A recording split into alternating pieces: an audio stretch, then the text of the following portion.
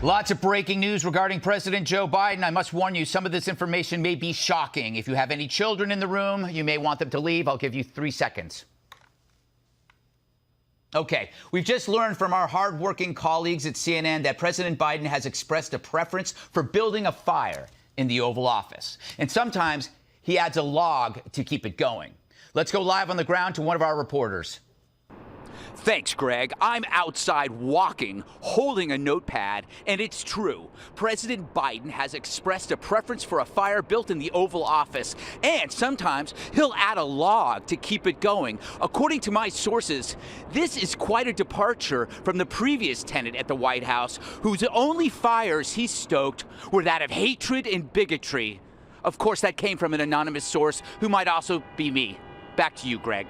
So once again, this information coming from CNN, likely through an anonymous source, but we have no reason to question it. President Biden expressing preference for a fire built in the Oval Office and even adding a log to keep it going. Let's bring one of our experts on this. Greg, what do you make of this? Thanks, Greg. As a historian, I must say, from a historical perspective, this is quite astounding. George Washington chopped down a cherry tree, but he wasn't resourceful enough to use it as fuel, unlike President Joe Biden. Again, as a historian, I don't think it's premature to say we are witnessing not the greatest president we've ever seen, but the greatest president we will ever see. Sorry, Greg, we're getting more breaking news from CNN. It appears on his first Air Force One flight this month, President Biden spent that time reading the newspaper. CNN describes him as, quote, a wary passenger on a commuter shuttle. Let's go back to our expert for a quick reaction. As a prominent historian, I can see that President Biden's method of relaxation calls to mind the great leaders of our time, Gandhi, Martin Luther King, and perhaps even Jesus Christ. What a role model for children whose parents have private jets. It's so important to read when you can, even at 35,000 feet.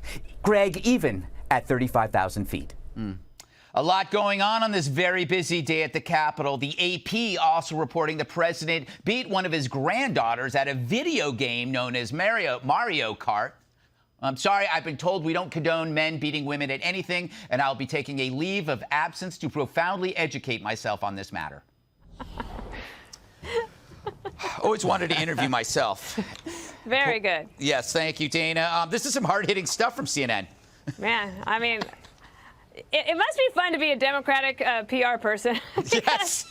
Or maybe it's boring because it's like so easy. Actually, I think every president has a fire in the Oval Office.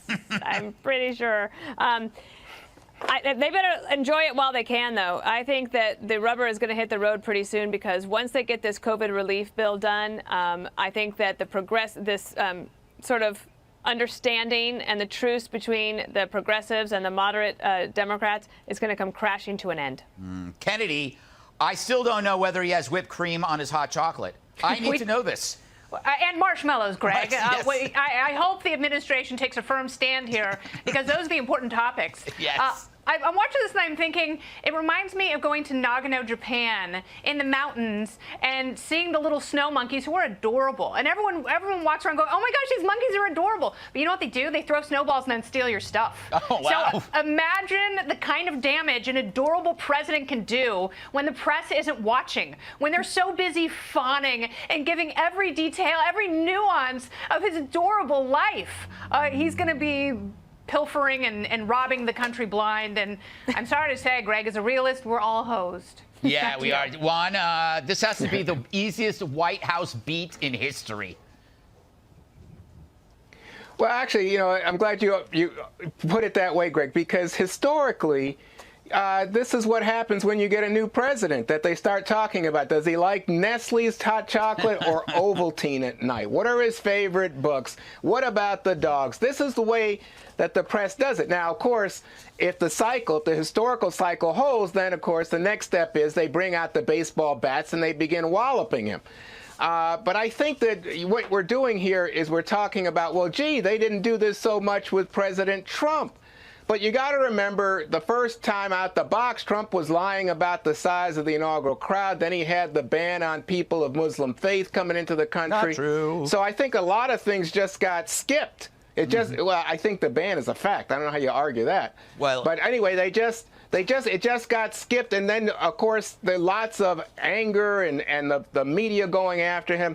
I think that one of the things that Biden is selling is normalcy, that things can be normal again, and right now the American people and the press are buying it.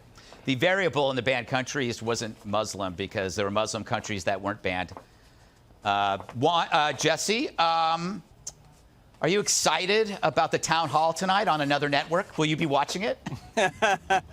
No, I won't. I'm going to be watching The Bachelor rerun because I missed it last night.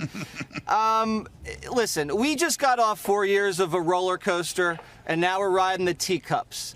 And the press is trying to sell this as somehow sexy, the inane details of Joe Biden's personal lifestyle. I'm sorry, I don't care how many logs he puts on the fire or what time he goes to bed.